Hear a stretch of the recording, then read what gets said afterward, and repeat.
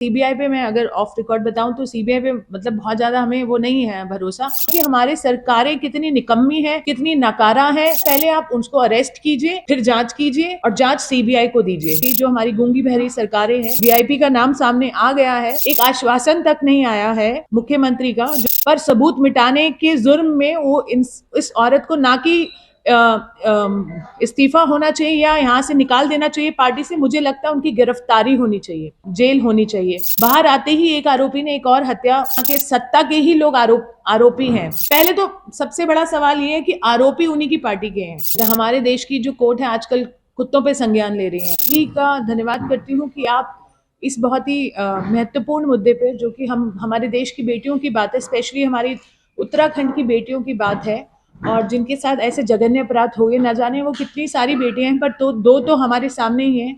और मुख्य रूप से मैं यहाँ पर हमारी बेटी अंकिता भंडारी के बारे में बात करने आई हूँ।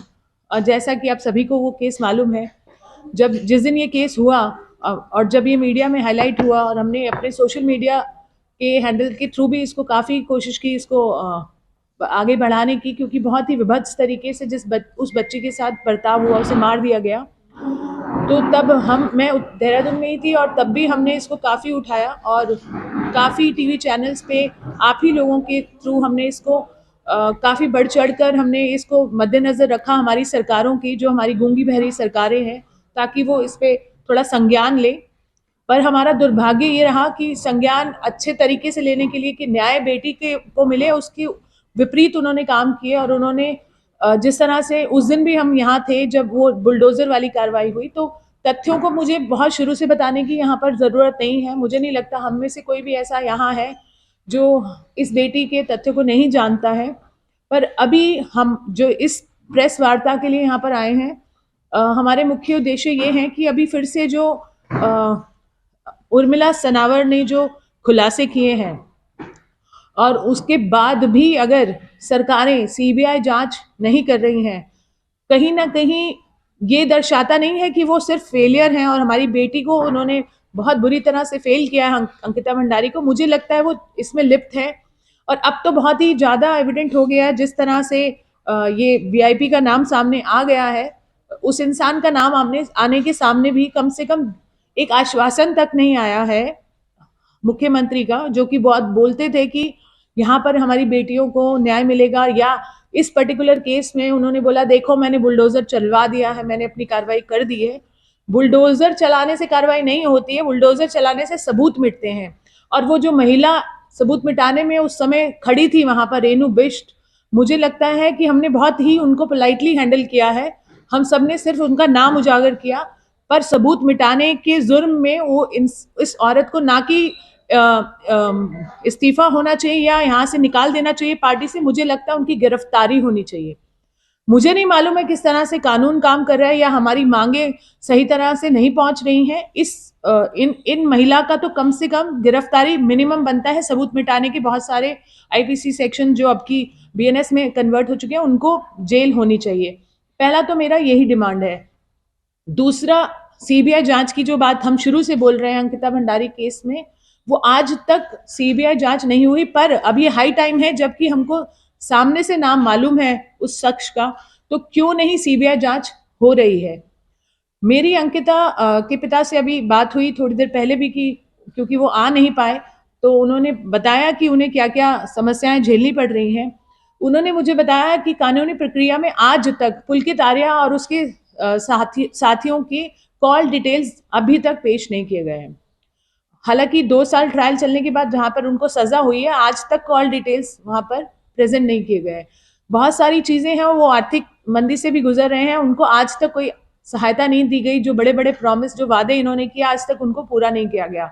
बहरहाल बेटी के न्याय की बात है। अब तो हमें नाम भी सामने आ गया है, जो अगर इन्होंने अभी भी सीबीआई नहीं लगाई तो आपको भी मालूम है आक्रोश में हम लोग, और हम चाहते हैं कि नहीं तो सत्ता पलटेगी या जो भी होगा, हम लोग सड़क पर उतर रहे हैं, सड़क पर देख रहे हैं आप, और उतरेंगे।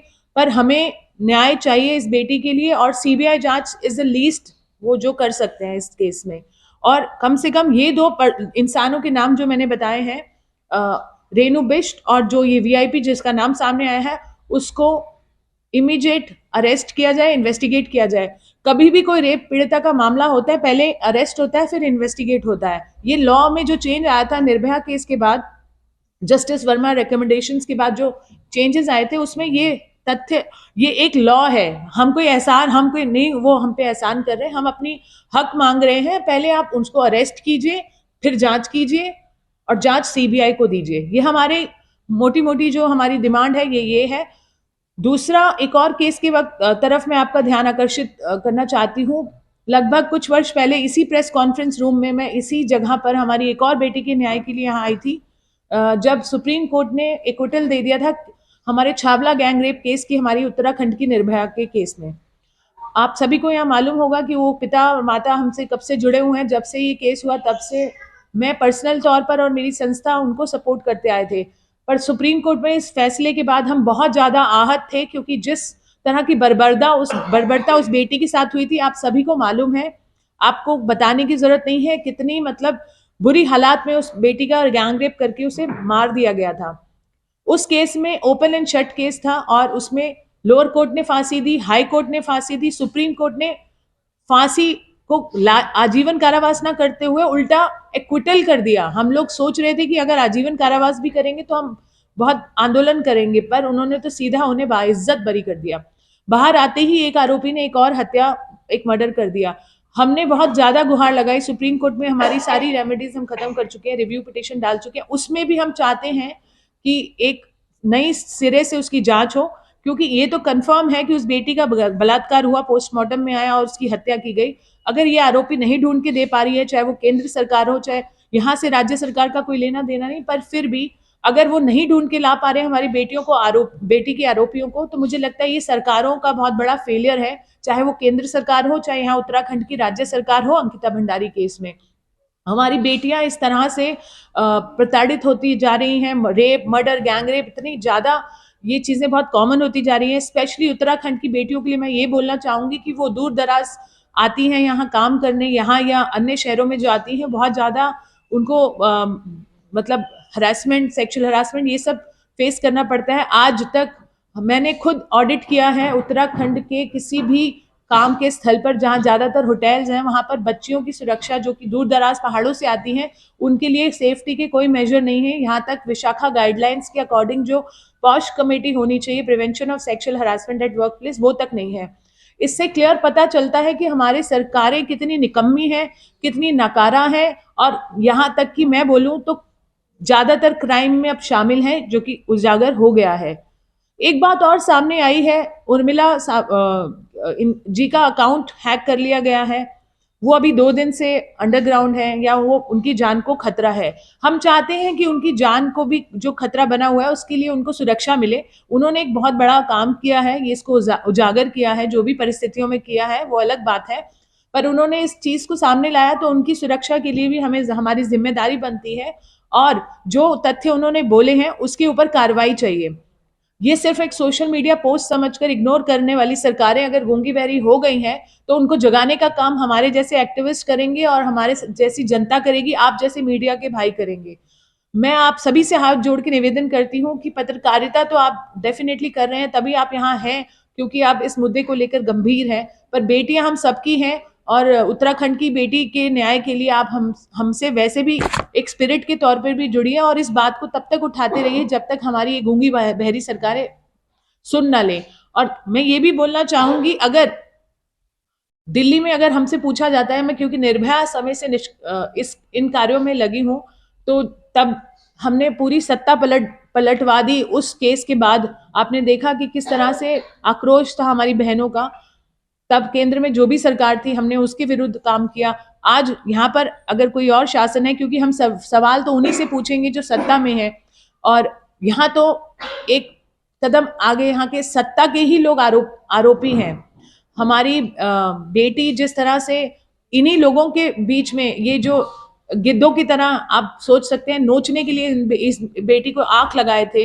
हमारी बेटी का स्वाभिमान था जो उन्होंने मना कर दिया। बस लीगली मैं यही कहना चाहती हूँ कि हालांकि देखिए, सीबीआई पे मैं अगर ऑफ रिकॉर्ड बताऊं तो सीबीआई पे मतलब बहुत ज्यादा हमें वो नहीं है भरोसा, बट लीस्ट ये लोग अपनी तरफ से कम सीबीआई करेंगे तो हमें लगेगा एक स्तर ये लोग आगे बढ़े हैं लीगली।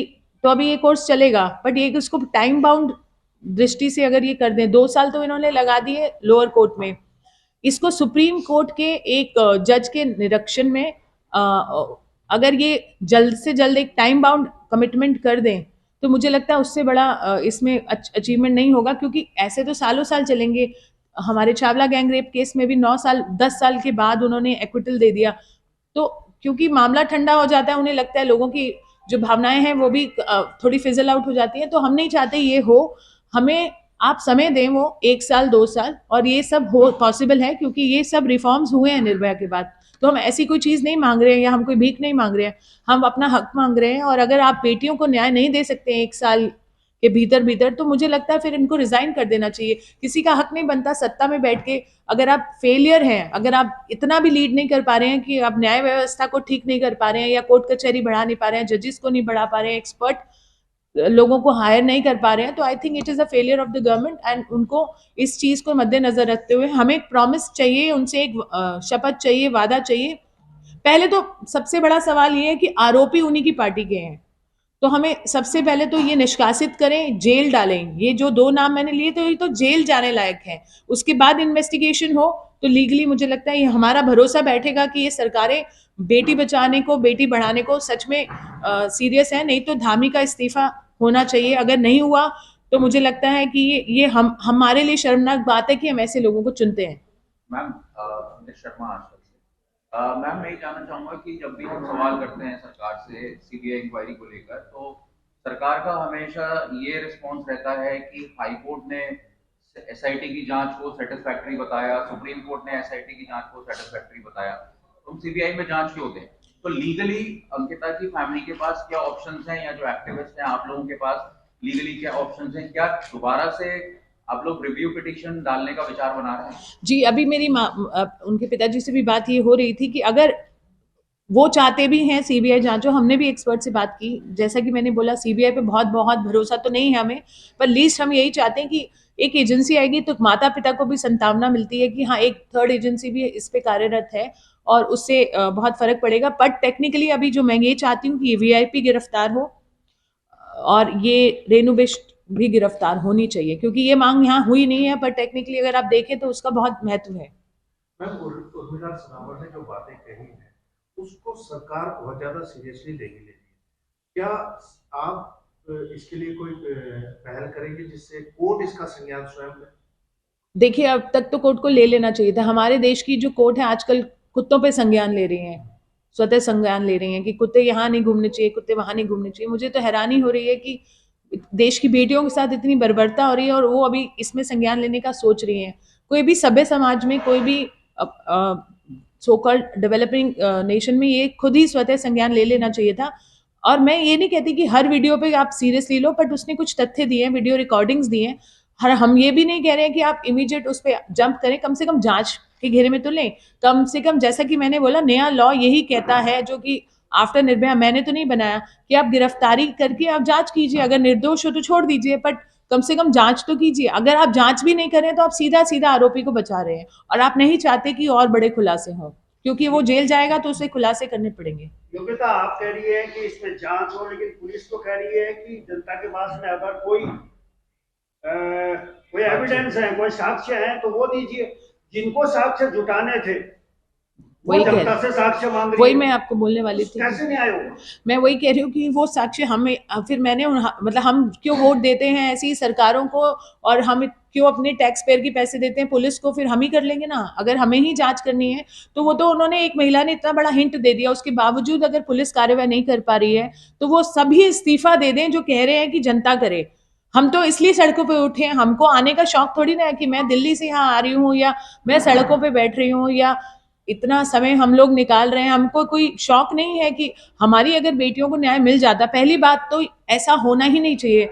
ऐसा माहौल क्यों नहीं है? ऐसा डर का, खौफ का माहौल इसलिए नहीं है कि न्याय नहीं मिलता है, क्योंकि अंकिता के आरोपी अगर बच गए, जो और भी हैं, तो ऐसा एक डर जो जाना चाहिए पोटेंशियल जो क्राइम करने वाले महिलाओं के विरुद्ध, तो वो जाता ही नहीं है। वो डर नहीं जाता है तो क्राइम बढ़ते हैं। तो इनको ये समझ में नहीं आ रहा, अगर ये कुछ कर नहीं पा रहे, कम से कम जांच ही तो मांग रहे हैं हम।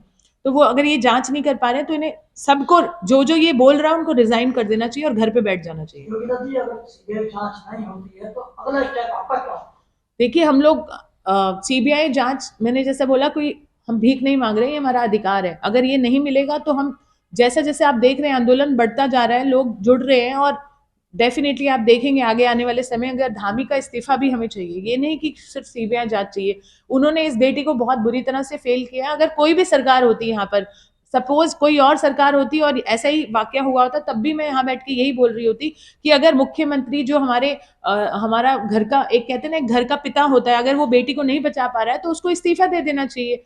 और रादर देन इस्तीफा, वो तो उल्टा क्राइम में सम्मिलित दिख रहे हैं मुझे। कहीं ना कहीं वो प्रोटेक्ट कर रहे हैं, जैसा कि मैंने बोला, रक्षक ही भक्षक यहाँ पर बन के घूम रहे हैं। और पूरा का पूरा ये सांठगांठ दिख रही है। जो वीआईपीज हैं, वो पर्टिकुलर पार्टी का महासचिव है, क्यों नहीं उसकी गिरफ्तारी हो रही, क्यों नहीं उससे जांच की जा रही है, किस तरह से ये चल रहा है? कम से कम एक स्टेटमेंट तो है। धामी ने आज तक, अभी तक इस बारे में अभी तक स्टेटमेंट तक नहीं दी। और उस बेचारी महिला ने, जिसने इसको उजागर किया, उसको प्रताड़ित किया जा रहा है। उसका फेसबुक अकाउंट जो हैक कर लिया गया, उसे खुद अंडरग्राउंड होना पड़ रहा है। किसी तरह से सुरक्षा देनी चाहिए। एक सभ्य समाज में अगर आप ये नहीं कर सकते तो आप बहुत बड़ा फेलियर है। उन्हें कोई हक नहीं है सत्ता चलाने का। हम सरकार की तरफ से एक जवाब हमेशा दिया जाता है जब भी वीआईपी की बात होती है कि वो एक प्रेसिडेंशियल स्वीट है, लेकिन आज तक सरकार की तरफ से कभी क्लैरिटी नहीं आई कि उस प्रेसिडेंशियल स्वीट में कौन रहा पिछले 1 महीने में या 1 महीने के बाद, या कैसे आएगा? से पहले कैसे आएगा? बुलडोजर तो आप फिरवा देते हैं 2 दिन के अंदर अंदर, फिर आप कहते हैं कि सबूत लाइए। सबूत इकट्ठा करने वाली जो एजेंसी है वो सबूत कहाँ से लाएगी? तो बहुत क्लियर कट केस है। आप, ये हम सबको सामने आंखों में धूल झोंकी है। ये भी नहीं कि एक कहते हैं ना कि सटल तरीके से बहुत सारे केसेस खराब किए जाते हैं। जैसे अभी उन्नाव की मैं बात कर रही थी, बहुत सारे केसेस हमारे पास आते हैं, पर यहाँ तो एविडेंटली वीडियो बना के तथ्यों को खत्म किया गया, तो उसके ऊपर क्या ही आप जाएंगे? और 2 बार आग लग गई वहां पर। ये कोई कोइंसिडेंस तो हो नहीं सकता ना। आप सोचिए, इस तरह की जो ये चीजें चल रही हैं, तो सत्ता के लोग सम्मिलित हैं, सत्ता के लोग ही वीआईपी थे, तो मतलब ये तो बहुत बड़ा क्राइम है। मतलब आप, जिनसे हम रक्षा की उम्मीद करते हैं, वही वहां पर उस बेटी को मार रहे हैं।